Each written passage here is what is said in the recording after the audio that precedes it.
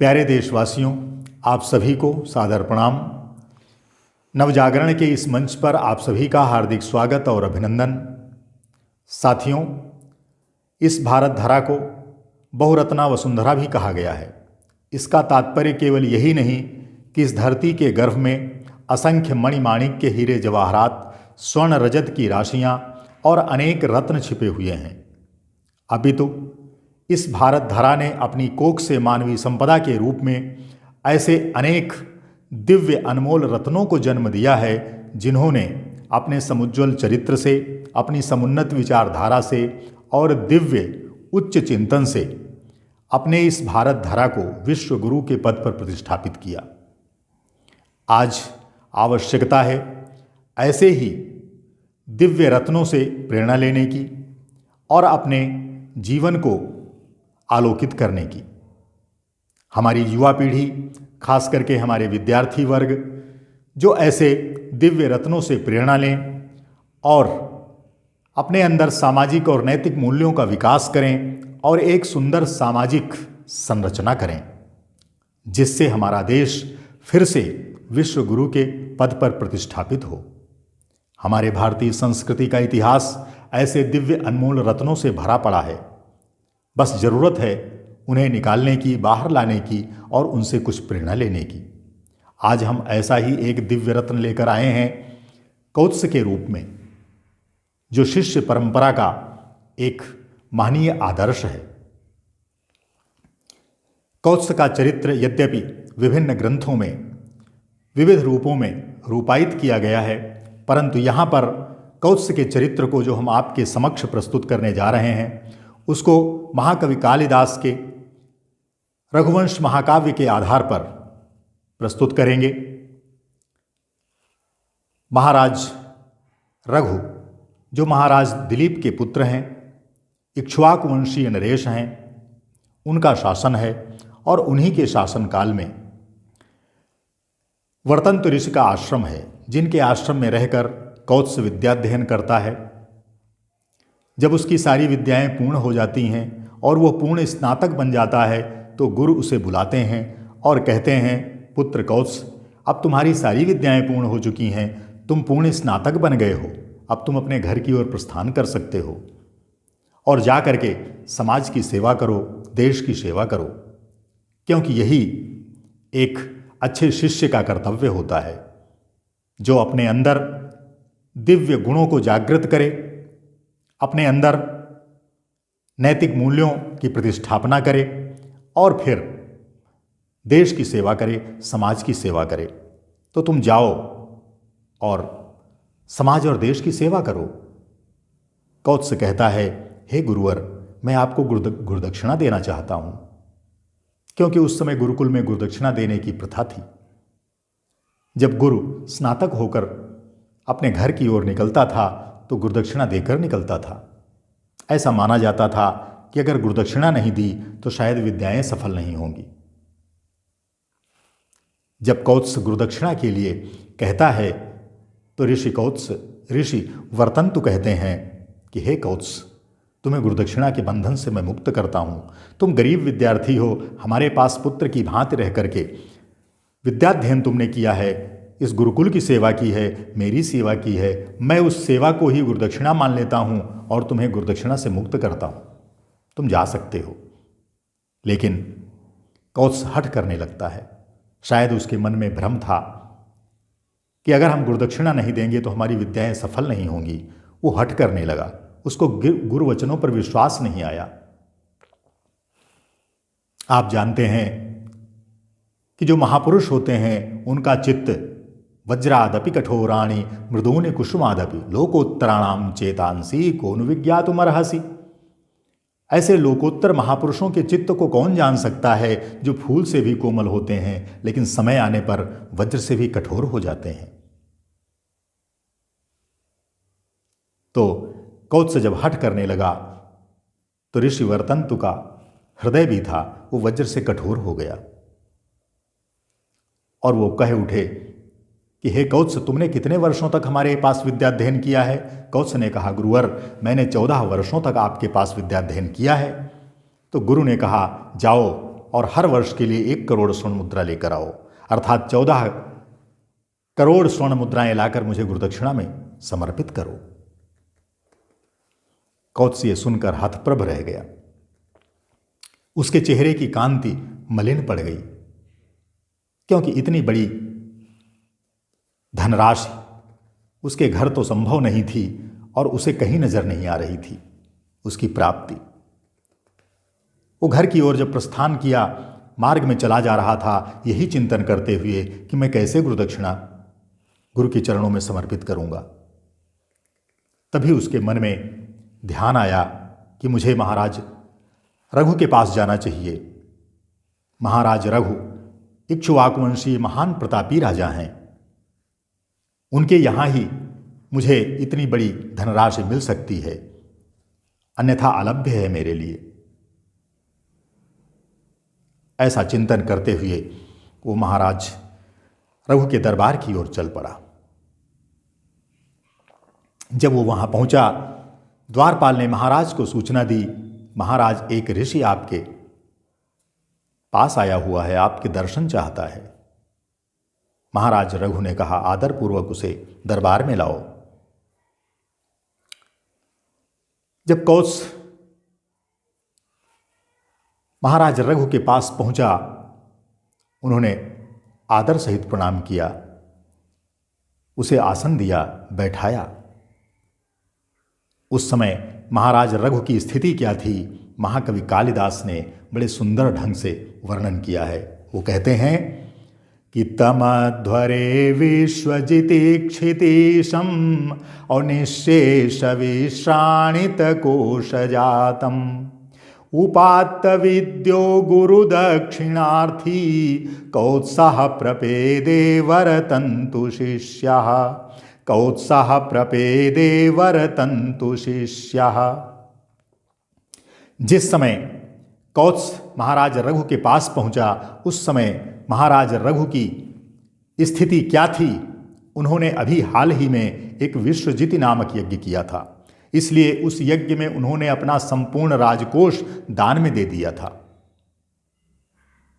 इसलिए उनका राजकोष पूर्ण रूप से खाली था। ऐसी स्थिति थी उन महाराज रघु की उस समय। जब वो कौत्स पहुंचा तो महाराज ने उसका आतिथ्य सत्कार किया। जब आतिथ्य सत्कार की सामग्री लेकर के वो पहुंचे कौत्स के सामने, तो कौत्स ने उसको देखा। महाकवि कालिदास ने कितना सुंदर लिखा है। वो लिखते हैं कि समृणमये वीत हिरणमयत्वात् पात्रे निधायार्घ्यमनर्घशीला समृणमये वीत हिरणमयत्वात् पात्रे निधायार्घ्यमनर्घशीला श्रुतप्रकाशं यशसा प्रकाशः अप्रत्युज्जगामातिथिमातिथेयः।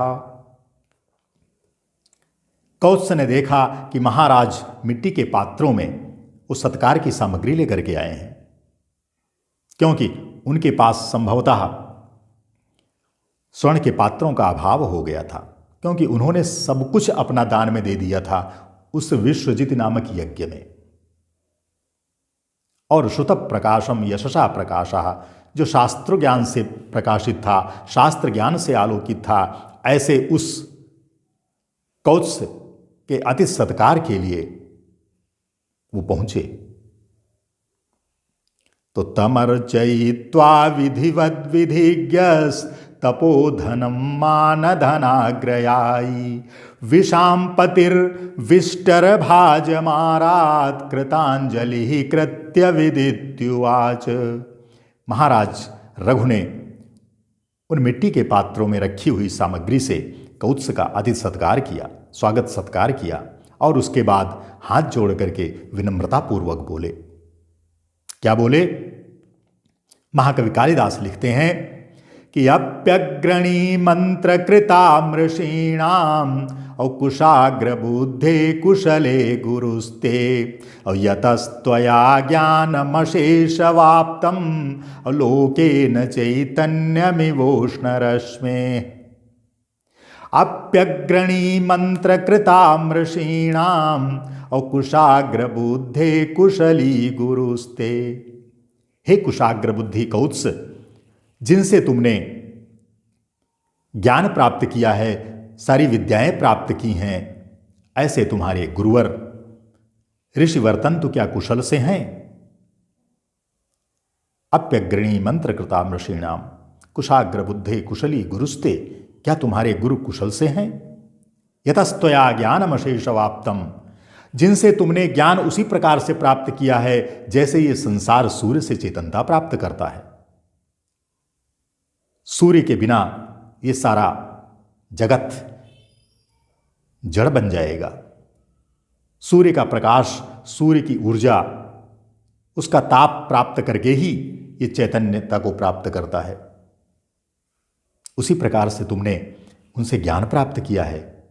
क्या वो तुम्हारे ऐसे महान प्रतापी तेजस्वी गुरुवर्तन तो कुशलपूर्वक हैं?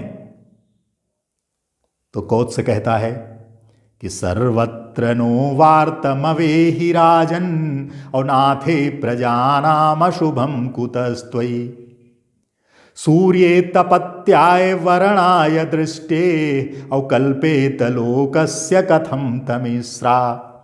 हे राजन, आपके राज्य में सब प्रकार से कुशल है। सर्वत्र नो वार्तमवेहि राजन नाथे प्रजानाम अशुभा कुतस्त्वयि। आपके रहते हुए, आप जैसा प्रतापी राजा होते हुए प्रजा का अशुभ कैसे हो सकता है, अमंगल कैसे हो सकता है? आपकी प्रजा में सब प्रकार से कुशल है।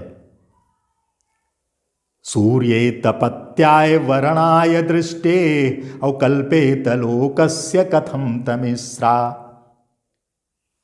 जब सूर्य प्रकाशित हो जाता है, जब सूर्योदय हो जाता है, तो अंधकार की क्या मजाल जो प्रवेश कर सके। उसी प्रकार से आपके सूर्य के समान तेजस्वी राजा के रहते हुए प्रजा में अमंगल कैसे हो सकता है? सब प्रकार से कुशल है। जब ऐसा कौत्स ने बताया तो महाराज रघु फिर हाथ जोड़ करके कहते हैं कि हे ऋषिवर, हे कौत्स, बताओ तुम्हारा आगमन कैसे हुआ है? अपने आने का प्रयोजन बताओ। तो कौत्स कहता है, कौत्स क्या कहता है कि समाप्त विद्येन मया महर्षिर्विज्ञापितो भूत गुरु दक्षिणायै। समाप्त विद्येन मया महर्षिर्विज्ञापितो भूत गुरु दक्षिणायै और समे चिराया स्खलितोपचाराम ताम भक्ति में वा गणयत पुरस्तात्। हे राजन, जब मैंने अपने गुरु के पास सारी विद्याएं प्राप्त कर लीं, मैं विद्याओं में निष्णात हो गया, मैं पूर्ण स्नातक बन गया, तो मेरे गुरु ने मुझसे कहा कि हे कौत्स, तुम अब घर को जाओ, समाज की और देश की सेवा करो। तुमने सारी विद्याएं प्राप्त कर ली हैं। तो मैं गुरु से हट करने लगा कि हे गुरुवर, मुझे गुरुदक्षिणा देनी है, आप आदेश करिए, मैं क्या गुरुदक्षिणा दे। गुरु ने कहा, तुमने जो सेवा और भक्ति की है इतने वर्षों तक, मैं उसे ही गुरुदक्षिणा मान लेता हूं। हे कौत्स, तुम्हें गुरुदक्षिणा देने की कोई आवश्यकता नहीं है। लेकिन मैं मूढ़ अज्ञानी, मैं हठ करने लगा और गुरु के सामने हठ करने की आवश्यकता नहीं होती, क्योंकि गुरु के जो वचन होते हैं वो दिव्य होते हैं, उनमें कोई संदेह की गुंजाइश नहीं होती। और मैं संदेह कर बैठा कि शायद मैं गुरुदक्षिणा न दूं तो मेरी विद्याएं सफल न हो, इसलिए मैं हठ करने लगा। और जब मैं हठ किया तो गुरु ने कहा कि तुम मुझे 14 करोड़ स्वर्ण मुद्राएं ला कर दो, क्योंकि तुमने 14 विद्याओं को 14 वर्षों में प्राप्त किया है, इसलिए हर विद्या के लिए, हर वर्ष के लिए 1 करोड़ स्वर्ण मुद्राएं ला कर दो। तो समाप्त विद्येन मया महर्षिर्विज्ञापितो भूत गुरु दक्षिणायै समे चिराया स्खलितोपचाराम ताम भक्ति में वा गणयत पुरस्तात्। और निर्बंध संजात रुषार्थकार्ष्यम अचिंतयित्वा गुरुणा मुक्ता वित्तस्य विद्या परिसंख्यया में और कोटिश्चतस्रो दश चाहरेति। उन्होंने मेरी आर्थिक स्थिति को फिर ध्यान में नहीं रखा और उन्होंने 14 करोड़ स्वर्ण मुद्राएं लाने का आदेश दिया। इसलिए मैं यहां पर आया हूं। परंतु हे राजन, आगे कालिदास लिखते हैं कि सोहम सपर्या विधि भाजनेन और मत्वा भवंतम प्रभु शब्द शेषम अभ्युत्सहे संप्रति नोपरुद्धुम अल्पेतरत्वात् श्रुत निष्क्रयस्य। परंतु हे राजन, इस समय अब मैं कुछ आपसे नहीं कह सकता, क्योंकि आपने जो मिट्टी के पात्रों में मेरा आतिथ्य सत्कार किया है, मैं उससे ही समझ गया हूं क्या कि भवंतम प्रभु शब्द शेषम, आपके पास प्रभु शब्द ही केवल शेष रह गया है, आप कहने के ही राजा रह गए हैं। इसके अलावा आपने सारा कोष अपना दान में दे दिया है। अब मैं क्या कहूं, क्योंकि हमारा जो शास्त्रों का मूल्य है वो बहुत अधिक है, अर्थात गुरुदक्षिणा का जो मूल्य है वो बहुत अधिक है। मैं आपसे कैसे निवेदन करूं। जब राजा कौत्स से ये वचन सुनते हैं तो मन ही मन चिंतन करने लगते हैं, सोचने लगते हैं कि अगर कौत्स मेरे दरबार से खाली हाथ चला गया तो ये तो लोकापवाद का एक नया अवतार हो जाएगा मेरे लिए, क्योंकि अभी तक कभी कोई ऐसा याचक नहीं आया जो मेरे दरबार से खाली हाथ गया हो। ये पहला अवसर होगा अगर ये याचक कौत्स मेरे दरबार से खाली हाथ चला गया। वो चिंतन करने लगे, मुझे क्या करना चाहिए। गुरुवर्थमर्थी श्रुतपार दृष्ट्वा रघो सकाशादनवाप्य कामम गतो वदान्यांतरमित्ययं मे मा भूत परिवादनवावतारः।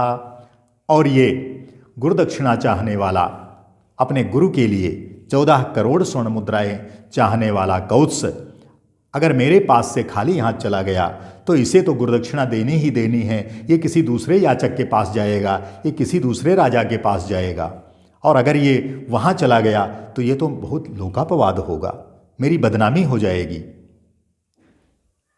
इसलिए उन्होंने तुरंत उस कौत्स की याचना की पूर्ति के लिए उन्होंने धनपति कुबेर के पास आक्रमण करने का विचार कर लिया। और जैसे ही विचार उन्होंने किया वैसे ही कुबेर ने अकूत स्वर्ण राशि महाराज रघु के पास भिजवा दी। वो अकूत राशि कैसी थी? कवि कालिदास लिखते हैं कि सभूपतिर्भासुर हेमराशिम अवलब्धुम कुबेरादभियास्यमानात्। सभूपतिर्भासुर हेमराशिम अवलब्धुम कुबेरादभियास्यमानात्। औदिदेश कौत्साय समस्तमेव औपादम सुमेरोरिव वज्रभिन्नम। महाराज रघु ने कुबेर से जब वो अकूत स्वर्ण राशि प्राप्त की, जो देखने में कैसी लग रही थी, पादम सुमेरोरिव वज्रभिन्नम, जो सुमेरु पर्वत के एक शिखर के समान लग रही थी, वो सारी की सारी सामग्री कौत्स के चरणों में समर्पित कर दी। दिदेश कौत्साय समग्रमेव पादम सुमेरोरिव वज्रभिन्नम। जब वो कौत्स के चरणों में समर्पित कर दी तो कौत्स क्या कहता है? यही तो हमारी शिष्य परंपरा का उत्कर्ष है जो कौत्स ने यहां पर प्रस्तुत किया है महाराज रघु के दरबार में, उनके समक्ष। कौत्स कहता है, हे राजन, मुझे तो केवल 14 करोड़ स्वर्ण मुद्राएं चाहिए जो गुरु के चरणों में अर्पित करनी है। मैं ये सारी स्वर्ण राशि क्या करूंगा? मुझे नहीं चाहिए। राजा कहते हैं, कौत्स, कैसी बातें करते हो? तुम निर्धन विद्यार्थी हो, तुम्हारे घर में इस स्वर्ण राशि की आवश्यकता है। तुम जितनी चाहो गुरु के चरणों में समर्पित करो और जितनी चाहो उतनी अपने घर में प्रयोग में ला सकते हो, तुम्हारे काम आएगी। लेकिन कौत्स उनके सामने विनम्रतापूर्वक हाथ जोड़ता है और कहता है, नहीं राजन, मैं तो केवल 14 करोड़ स्वर्ण मुद्राएं इसमें से लूंगा जो मुझे गुरु को समर्पित करना है। इससे अधिक तो मैं एक स्वर्ण मुद्रा भी नहीं ले सकता। ये हमारे देश का चरित्र है, ये हमारी युवा पीढ़ी का चरित्र है, ये हमारे शिष्यों का चरित्र है। ऐसा ही चरित्र होना चाहिए। कौत्स 14 करोड़ स्वर्ण मुद्राएं ही लेता है, उससे अधिक एक भी नहीं। और एक तरफ महाराज रघु कैसे हैं जो कहते हैं कि हे कौत्स, ये तुम्हारे निमित्त आई है, इसे तुम रखो, मैं इसे क्या करूंगा, मुझे नहीं चाहिए। धन्य है ऐसे दाता और धन्य है ऐसे याचक जो आज दुर्लभ हैं। याचक अधिक से अधिक लेना चाहता है, दाता कम से कम देना चाहता है। लेकिन यहां तो दोनों विचित्र हैं, दोनों ही अद्भुत हैं, दोनों ही दिव्य हैं। याचक ऐसा है जो गुरु से अधिक, गुरु को देने से अधिक स्वयं के लिए एक पैसा भी नहीं चाहता, और दूसरी तरफ से दाता ऐसा है जो सब कुछ दे देना चाहता है। धन्य है ऐसे दाता, धन्य है ऐसे याचक। ये है हमारी भारतीय संस्कृति का चरमोत्कर्ष, ये हमारी शिष्य परंपरा का चरमोत्कर्ष है, ये हमारे राज परंपरा का चरमोत्कर्ष है। एक राजा को कैसा होना चाहिए और एक शिष्य को कैसा होना चाहिए, अगर सीखना है तो महाराज रघु से और ऋषि कौत्स से सीख सकते हैं। महाकवि कालिदास लिखते हैं, जब सुसाकेत नगरी में यह स्थिति हुई तो वहां फूलों की वर्षा होने लगी। उन्होंने कहा, धन्य है राजा, धन्य है याचक, धन्य है दाता। ऊपर से फूलों की, पुष्पों की वर्षा होने लगी, जय जयकार होने लगी।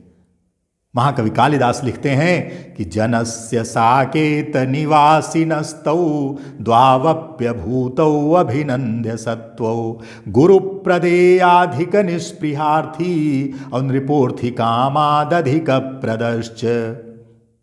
ऐसे उन दोनों याचक और दाता दोनों के ऊपर फूलों की वर्षा होने लगी उस साकेत नगरी में, उस अयोध्या नगरी में।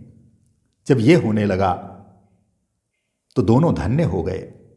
कौत्स 14 करोड़ स्वर्ण मुद्राएं लेकर चलने लगा और चलते चलते उसने उनको धन्यवाद ज्ञापित किया, उन्हें आशीर्वाद दिया। कहा, हे राजन, मैं आपको आशीर्वाद देता हूं। आशास्य मन्यत् पुनरुक्त भूतम और श्रेयांसि सर्वाण्यधिजग्मुषस्ते और पुत्रम लभस्वात्म गुणानुरूपम और भवन्तमीड्यम भवतः पितेव। हे राजन, आपके पास सब कुछ है, आप स्वयं राजा हैं, आपके पास क्या नहीं है। बस एक ही चीज की कमी हमें झलक रही है, वो है संतान नहीं है। मैं आपको संतान प्राप्ति का आशीर्वाद देता हूं। आशास्य मन्यत् पुनरुक्त भूतम और श्रेयांसि सर्वाण्यधिजग्मुषस्ते पुत्रम लभस्वात्म गुणानुरूपम भवन्तमीड्यम भवतः पितेव। जैसे आपके पिता ने, महाराज दिलीप ने संतान के रूप में आपको प्राप्त किया, ठीक इसी प्रकार से अपने गुणों के ही अनुरूप आप भी पुत्र को प्राप्त करें। इत्थं प्रयुज्याशिषमग्रजन्मा रघोः प्रतीयाय गुरोः सकाशं राजा पिलेभे सुतमाशु शीघ्रम आलोकमर्कादिव जीवलोकम। इस प्रकार से आशीर्वाद देकर ऋषि कौत्स गुरुकुल की ओर प्रस्थान कर गया। उसने गुरु के चरणों में वो गुरुदक्षिणा समर्पित कर दी और गुरु से आज्ञा लेकर अपने घर की ओर प्रस्थान किया, समाज सेवा के लिए, देश की सेवा के लिए। वो कौत्स आगे चलकर उसी गुरु परंपरा का एक आदर्श गुरु बना, महनीय गुरु बना, और उसने असंख्य शिष्यों को जन्म दिया। इधर राजा ने भी शीघ्र ही एक संतान की प्राप्ति की, पुत्र की प्राप्ति की। महाकवि कालिदास लिखते हैं किस प्रकार से संतान की प्राप्ति की। राजा पिलेभे सुतमाशु शीघ्रम आलोकमर्कादिव जीवलोकम। जैसे जीवलोक सूर्य से आलोक प्राप्त करता है, उसी प्रकार से आलोकित करने वाली संतान को प्राप्त किया महाराज रघु ने। ब्राह्मे मुहूर्ते किल तस्य देवी कुमारकल्पं शुशवे कुमारम् अतः पिता ब्रह्मण एव नाम्ना औतमात्मजन्मानमजं चकार। ब्रह्म मुहूर्त में उनकी महारानी ने एक सुंदर पुत्र को जन्म दिया, जिस प्रकार से पार्वती ने कुमार कार्तिकेय को जन्म दिया था। अतः पिता ब्रह्मण एव नामना, चूंकि ब्रह्म मुहूर्त में उसका जन्म हुआ था, ब्रह्मा के नाम पर ही अपने पुत्र का नाम अज रखा। और वो अज इक्ष्वाकु वंशीय अन्य नरेशों की भांति महान प्रतापी राजा हुआ। उसी अज के फिर दशरथ नाम का पुत्र हुआ और दशरथ के भगवान राम पैदा हुए। तो धन्य है इक्ष्वाकु वंशीय ऐसे राजा और धन्य है कौत्स जैसे शिष्य। हमारी युवा पीढ़ी को इनसे शिक्षा लेनी चाहिए, प्रेरणा लेनी चाहिए और अपने चरित्र को भी दिव्य और महनीय बनाना चाहिए और अपने सुंदर आचरण से फिर से इस भारत धरा को विश्व गुरु के पद पर प्रतिष्ठापित करना चाहिए।